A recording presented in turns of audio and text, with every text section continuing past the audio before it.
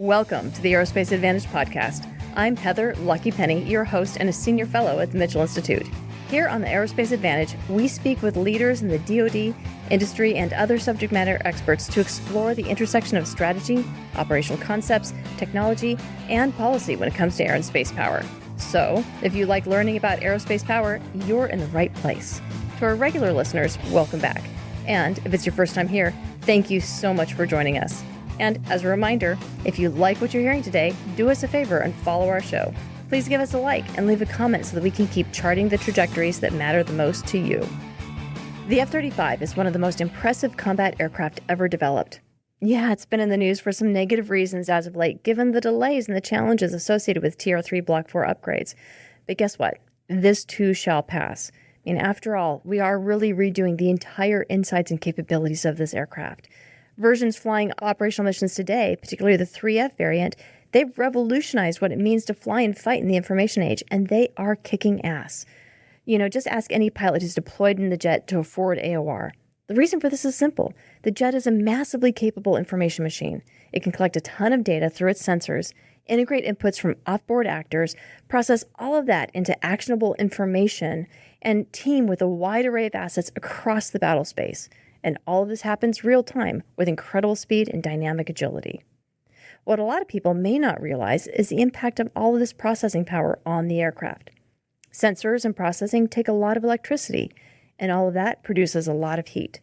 You know, just think about your computer. Whether or not you have a laptop or a tower, there's a fan in there that works to cool your hard drive, and airplanes need to cool themselves too. Keeping the F-35 at the cutting edge of performance demands regular capability insertions that involve both hardware and software. It's just like your smartphone or your personal computer. You can only stick with an initial version for so long before an upgrade is essential. And as we continue to add more capability to the aircraft, that means sensors and demand for processing will need more power and more cooling.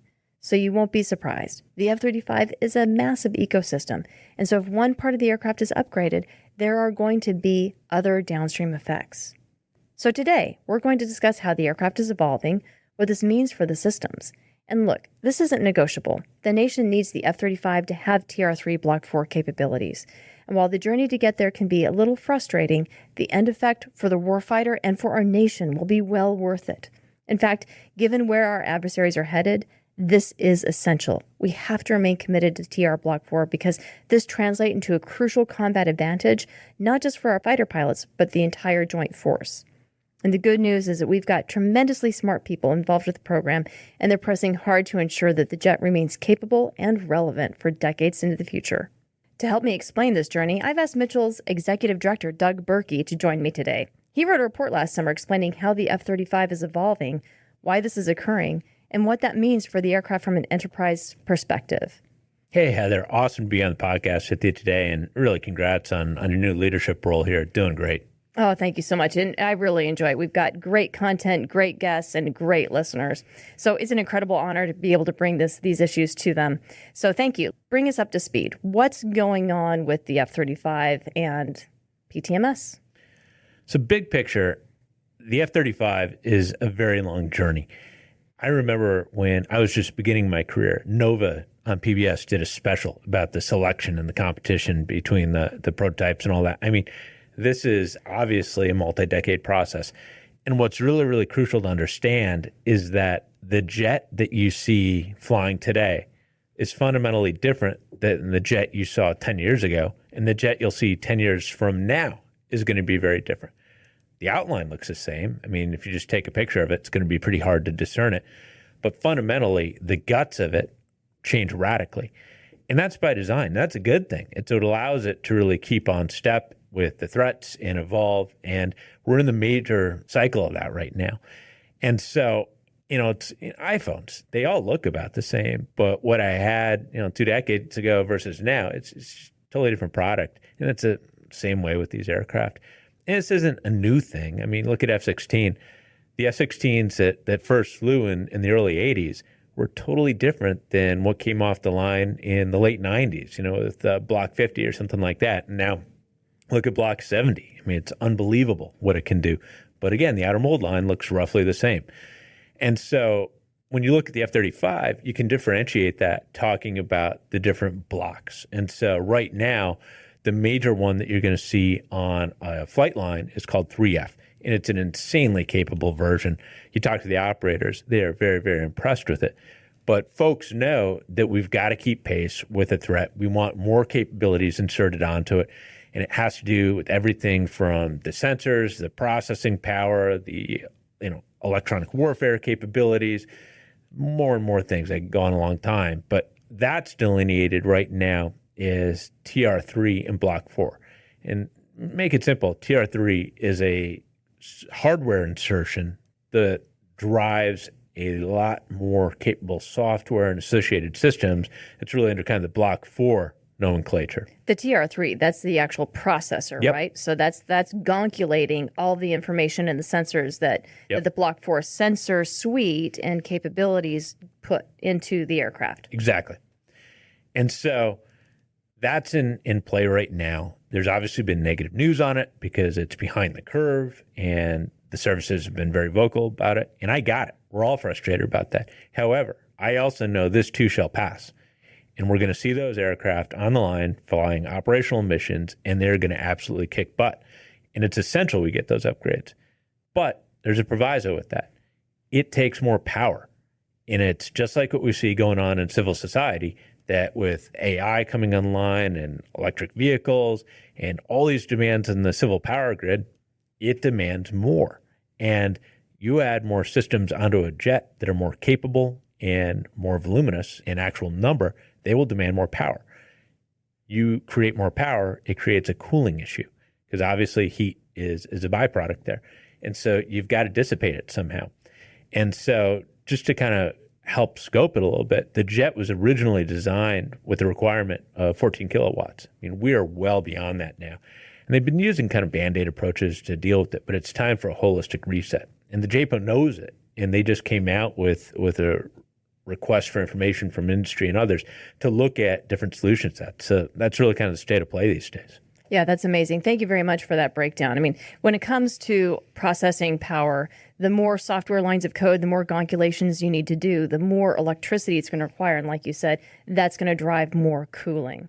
So thank you for that. And for our listeners, we're going to include a link to Doug's Block 4 report in the show notes. And if you haven't read it already, it's important background, because you can't talk knowledgeably about the program if you don't understand the Tr3 and Block 4 upgrades.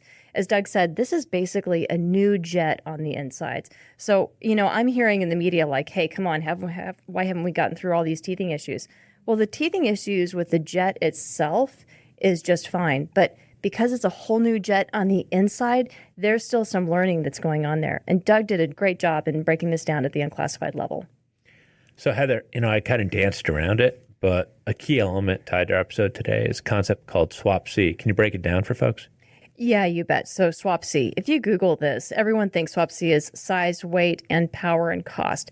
But really, I think we should consider it size, weight, power, and cooling, because these are physical attributes that have to be designed in, right? So traditionally, we think of aircraft design as only having to concern itself over range and speed and thrust and maneuverability and altitude and payload.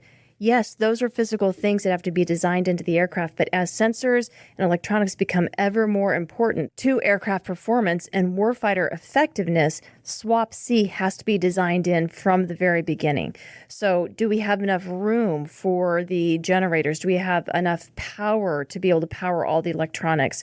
Do we have enough cooling to make sure that all those electronics and sensors are maintained at the very appropriate level so that they can be effective throughout the entire regime of the flight envelope, whether or not that's, supersonic and going super fast, maneuvering at 9Gs, or sitting on the ground in a hot, Pacific environment waiting to take off. We need to make sure that they don't cook and shut down, right? I mean, we all know what it's like when our phones overheat and shut down and we can't do anything with them. And we need to remember that cooling for a jet isn't just as simple as like using the ram air. Sure, that's fantastic if you're at 45, 50,000 feet where the air is super cold and you're going super fast, so you've got a lot of it. But the fact of the matter is, most of this cooling doesn't come from ram air. It comes from bleed air off the engines, because we also have to make sure that we've got the right volume all the time at the right temperatures all the time to be able to cool those avionics and processors that are buried deep inside the aircraft that don't have access to that ram air. So given that context, what we'd like to do is we'd like to bring in Matt Pess, Chief Engineer on the EPACS program at Collins Aerospace, to talk about how they're looking at solving this challenge. I'm excited to be here. Thank you so much for having me. Matt, thank you. So can you talk to us about your perspective regarding power and cooling and its impact on mission capability? Sure. So Collins has been in the business of power and thermal management since the 1940s. I think one consistent trend we've seen is that these incredible airframes really outlast the original mission capabilities. So to keep those aircraft outfitted with the latest capabilities for our servicemen and women, those mission systems and weapons have to go through a series of upgrades. As Doug mentioned, the current F-16 is not the same one that came off the line in the 80s. And that happens over the life cycle of a program.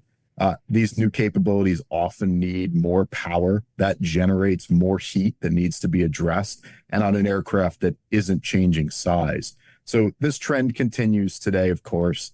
Secretary of the Air Force Frank Kendall recently emphasized a sense of urgency during his congressional testimony. He said our security community needs immediate and significant capability modernization to keep pace with the growing military capabilities of near-peer adversaries. I think, the increasingly complex threat environment really requires upgrades to today's platforms, as well as those legacy systems, so that they can remain relevant. And in the past, we could sometimes take decades to develop these new capabilities and respond. But today, these changes need to be developed, they need to be tested, they need to be fielded much more quickly just to stay ahead of our near peers in that evolving threat environment. So that advancement from our adversaries was really the backdrop for where my team and more broadly the entire aerospace and defense industry is focusing on its efforts to help the global security community stay ahead of the curve. One example we're focused on is enabling critical warfighting capabilities on the F-35 by proposing an upgraded power and thermal management system, PTMS, we call the Enhanced Power and Cooling System, or EPACS. And that's a system that would more than double the platform's current cooling capability. Now, I really appreciate that. Would you mind walking us through what we've been looking at in this journey? I mean, I mentioned the 14 kilowatt stat, from the beginning of the program, but the Joint Program Office, they came out with a new set of requirements. Can you walk us through and kind of help us understand that growth curve? Of course. So the JPO and the services have indicated they're looking for solutions to address somewhere between 62 and 80 kilowatts of cooling capacity. And that should accommodate all future upgrades to the platform. A change has really become necessary now to enable those new capabilities that are already slated to be added to the F-35 in the future. It's not clear yet how or when the JPO may implement all of that growth, but a system like PTMS that's so integrated with the aircraft operation, it's not as easy as just upgrading it with each incremental mission package upgrade. And by the way, that growth is not specific to F-35, right? Just about all major commercial and military aircraft experience the same kind of growth demand. They want to add mission capability. They want to increase performance, add features on the commercial side, adding in-flight entertainment options. We see that throughout the life cycle of every aircraft.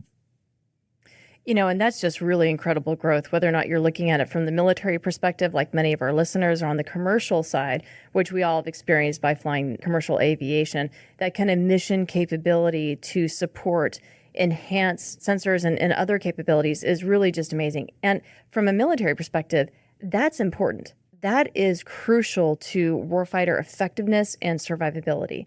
From the F-35 perspective, this means that it has the potential to radically boost its capabilities, and not just with Block 4, but for future growth as we learn and develop more electronic warfare suites, enhanced radar capabilities, improved processing, and so forth. But this also means that we need to keep up with the SWAPC. No, and it's, again, I keep foot stomping this, and you just said it, Heather. Tr3 Block 4, it is such a huge step function in growth, and people are going to love it when they see it and we get there. And it's hard to describe it because it's very, very classified. And that's a challenge we ran across writing a report, and we tried to break it down in kind of macro buckets. But we've got to get there. Now, on the commercial side, can you imagine the impact on something like this when everybody all of a sudden wanted to plug in their cell phone? Yeah, the power generation is huge. Yeah.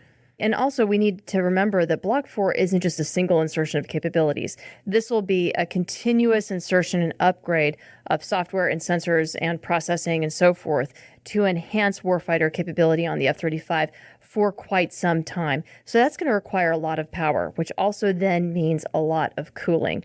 Let's be clear, we're talking about cooling today, but the more power we have and the more sensors we have, that also then means we've got a lot more heat energy that we need to manage.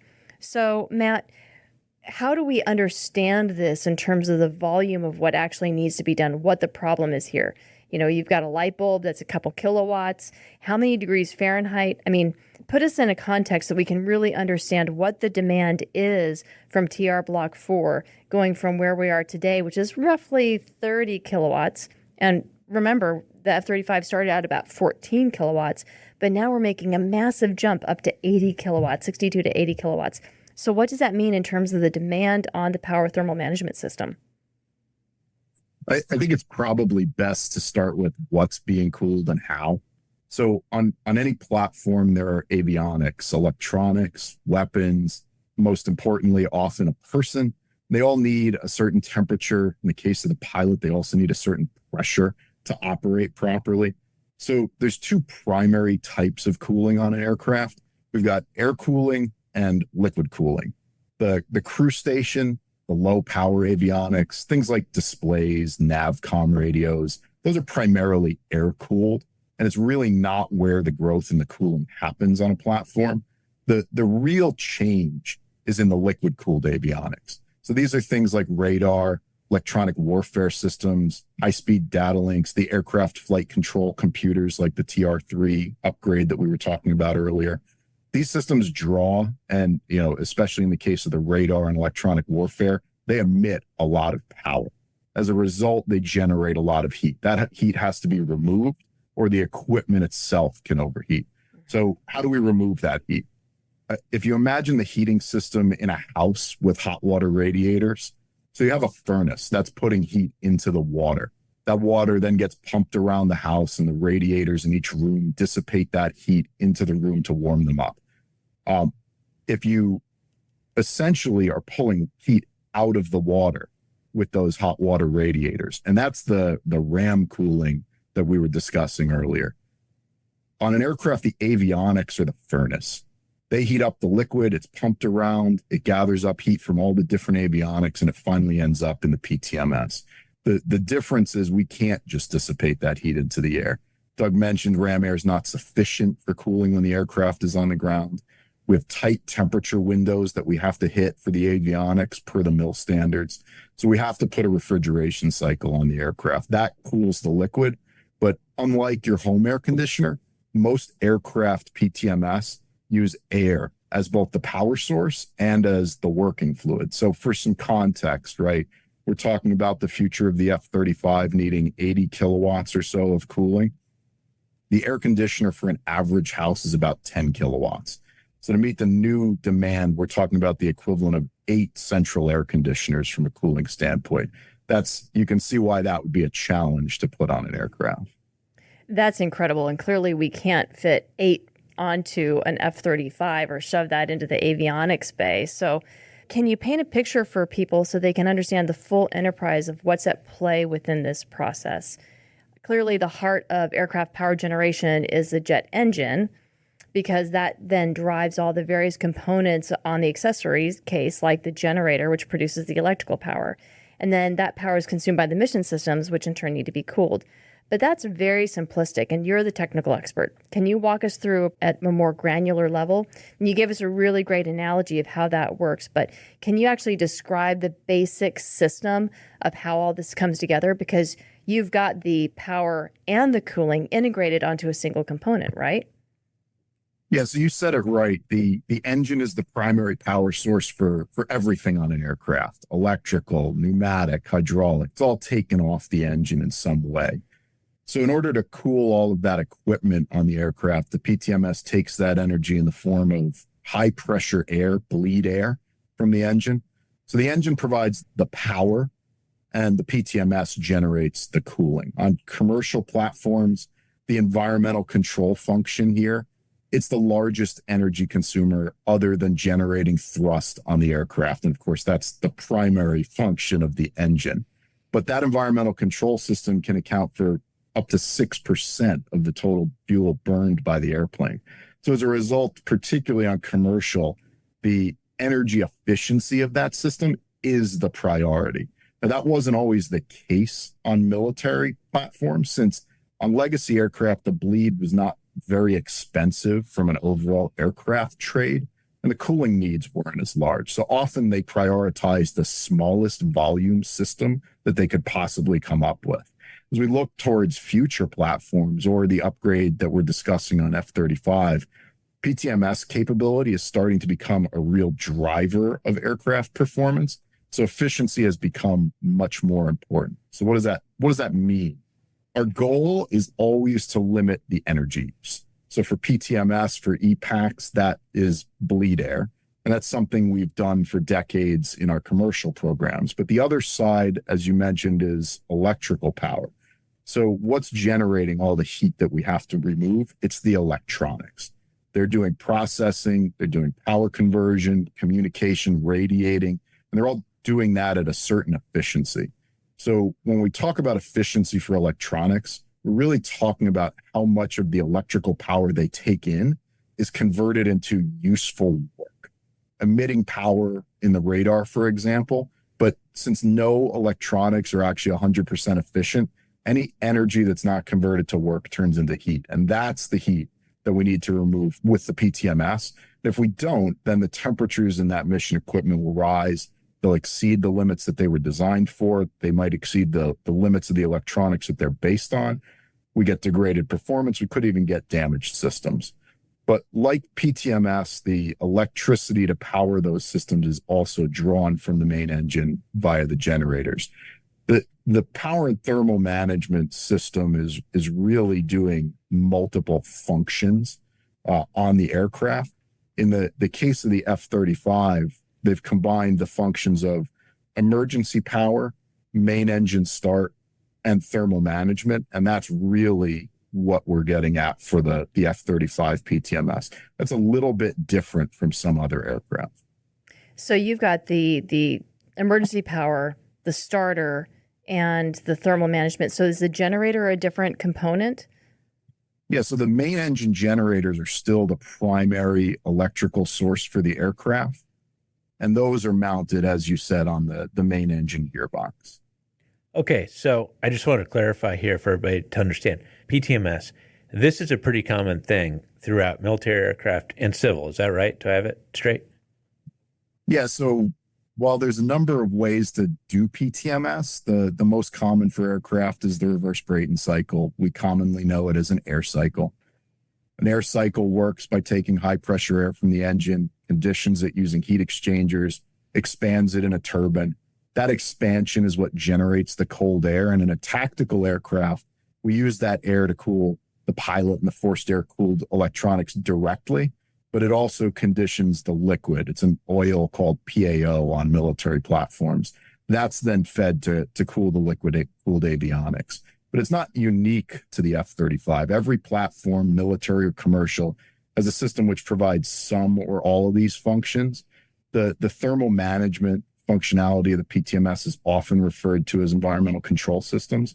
Like I said, the F-35 is unique in that it also combined into that one system the emergency power and main engine start functionality. On most other platforms, those functions for main engine start and emergency power are provided by an auxiliary power unit, an APU, which is usually located somewhere else in the aircraft, but it ultimately provides another source of electrical power, bleed air, sometimes both, for when the main engine is not running, things like ground maintenance actions when the main engine is off. And we've been fielding and integrating APUs like that on aircraft since the 1950s. Thanks, Matt. I mean, that's really helpful for a lot of our listeners who are pilots. So really understanding the function of the PTMS or the EPACS and how that's differentiated from an APU that they may be more familiar with is super useful. Dude, I don't know when you sleep at night. That is so complex. And the engineering challenges to that, I'm very impressed. But wow, you talk about a multifaceted tool. You've got the Swiss Army knife of a component there in the jet. So anybody that's been reading the headlines recently saw that the GAO is coming out with various reports on F-35, and they've talked about long-term cost imposition of really failing to address the thermal management challenge, and they pegged a cost of $38 billion across the lifetime of the aircraft in terms of reduced component lifespan and increased maintenance and all of that. I just want to flush that out a little bit more and how this can help get after it. Well, yeah, exactly, because the JPO knows that this is a major issue, and that's why they've requested a request for information from industry to look at solutions to accommodate the cooling growth that we've talked about for future versions of the F-35. So this is on the verge of being an actual competition, right? You guys anticipated this challenge, and you've been working on a solution that you will propose to the government. Can you walk us through what's in play right now? Well, I think it's safe to say that the future is here already. The services need to counter an evolving threat environment. A change to an integrated system like the PTMS is not going to happen overnight. And if we don't start the engineering work now, it's not going to be ready in time for those needs.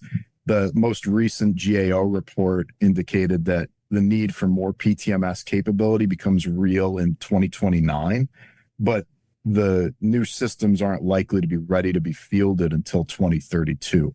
So there's a lot of work to be done. And ultimately, we hope this turns into an engineering manufacturing development program quickly.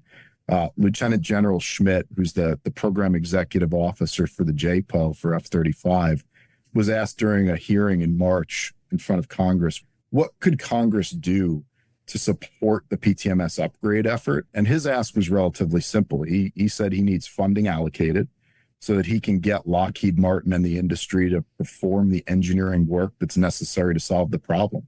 I think, it was summed up well earlier by you and Doug. There are constraints on the aircraft, right? First and most obvious, it needs more cooling. That enables the critical warfighting capabilities for the future threat environment. Second, there's a ceiling on how much power the system can consume from the engine before it starts impacting wear and tear, ultimately adding life cycle costs to the platform. And lastly, and probably most challenging, of course, the aircraft isn't getting any larger. So there's a limited volume to work with, but a desire to add a substantial increase in capability. These are challenges that Collins and my team is familiar with, and we've successfully developed solutions for over the last several decades for other platforms.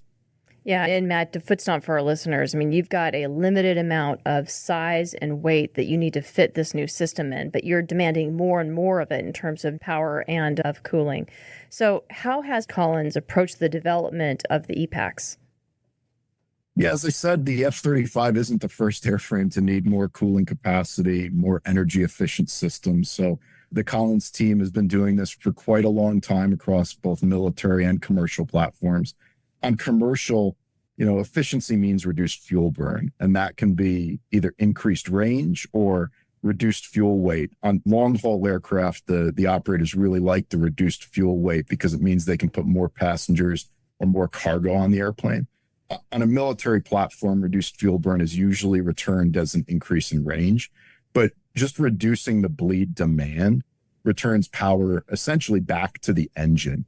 And then the service members can benefit in a number of ways depending on the need. So you can get more range, potentially you can get more thrust, reduced wear and tear on the aircraft, and that reduces maintenance cost and increases aircraft availability. So on both types of platforms, space is always at a premium. So we always have to develop systems which can fit in the smallest possible package while still delivering the maximum cooling capability. But when we look at, F-35 and other future platforms, all of those same needs are present. We're borrowing proven technologies from prior military and commercial aircraft, And we're really packaging them into a design that can fit into the aircraft, support the needs of that platform. I mean, once the urgent need that I mentioned earlier became obvious to us, we really focused on just getting started so that we could burn down risk early. Now, when the government is ready to launch a program, we're ready to bring a low-risk system that we can really work with Lockheed to integrate onto their platform. And the guiding principle of that development has been to prioritize flexibility of the architecture and using mature technologies wherever possible to reduce risk. That's fantastic that you're looking and making these investments early so that with your offering, you could potentially synchronize your delivery with the demand. And for our listeners, I'd like to really, again, say that the increased range as a result of better fuel efficiency is going to be huge. And it's not just for commercial side, but for the military side, that's especially essential for the F-35, given the kinds of ranges that we'll be flying over there. Bleed air is air that comes off of the core of the jet engine, and then they use that air to then derive an accessory or derive some other function. And by taking that air outside of the engine, it's not going out the back of the jet anymore, so it's not producing any more thrust. That's why reducing the bleed air demand is so important to improving fuel efficiency in this kind of increased range. Hey, Matt, I want to circle back. You talk a lot about the commercial aviation solutions and how that's coming into the defense space to help drive down risk. And could you explore that a little bit more? Because I think it's really interesting element how we're seeing cross-pollination between these communities. Yeah, absolutely. I mean, one of the biggest differences between commercial and military programs, other than the G loads that Heather mentioned, a military aircraft may fly a few hundred hours a year. Commercial aircraft tend to fly a few hundred hours a month.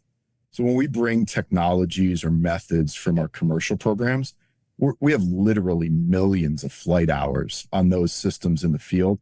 And that really provides a lot of confidence that the technology is proven. There's always going to be adaptations that need to be made going from commercial to military, things like vibration, G-load, but those are design efforts. They're not really fundamental technology changes. So in general, we're not trying to add technology if we don't absolutely need it to solve the problem. But when we do, we have a broad manufacturing and supply base, simulation and testing capabilities that we can draw on so we can prove out concepts quickly and really test them in real systems to understand their performance.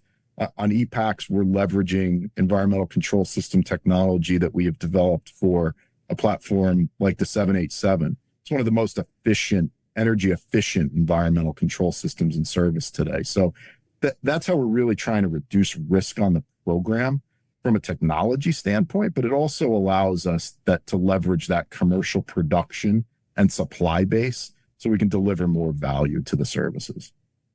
So this notion of risk is obviously huge. And you talked about the timelines in play, which really increases the pressure on delivering. So what's your real approach here on reducing it? I get it. We're importing some technologies from the commercial sector, and that's good. You got lessons learned there that you can pull in. But there are also some very unique things about applying it to a combat aircraft. Are we talking about your solution in theory, or have you actually tested this and are testing elements underway? We've been looking at this challenge as it's evolved over the past 10 years. Up through about 2020, we were really performing design trades in our model-based systems engineering environment. So using digital twins of similar hardware and control schemes so that we could understand the trade space, based on a limited set of requirements that we had available to us. Those digital engineering tools are really critical for early development to reduce risk. That it allows us to identify potential integration issues and hopefully prevent rework at later stages in a program. But ultimately, there's no substitute for testing actual hardware in a lab. So we've been testing, the EPACS hardware in our labs for a little over a year now.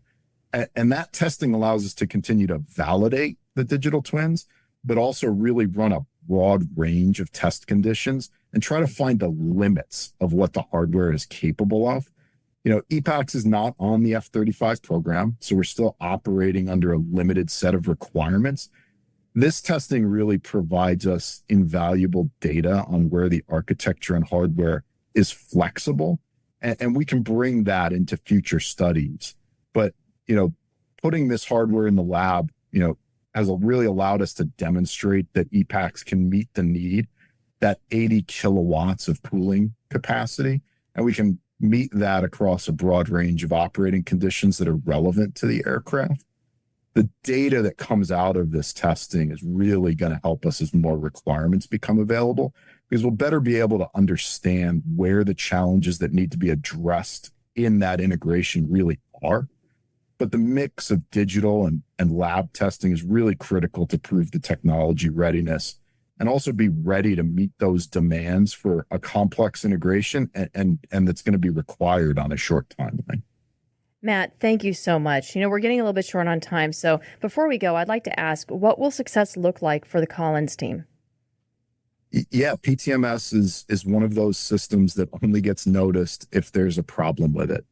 Success for my team at Collins is developing a system that the pilot and the operators don't even know is there because it just does what it's supposed to do. I have a close friend who's a fighter pilot, and I've worked on systems for the aircraft that he flies. I think about if he has to be sent into a hostile environment, giving our service members the very best tools possible so that they can prosecute the mission they've been tasked with, and most importantly, come home safely. That's success.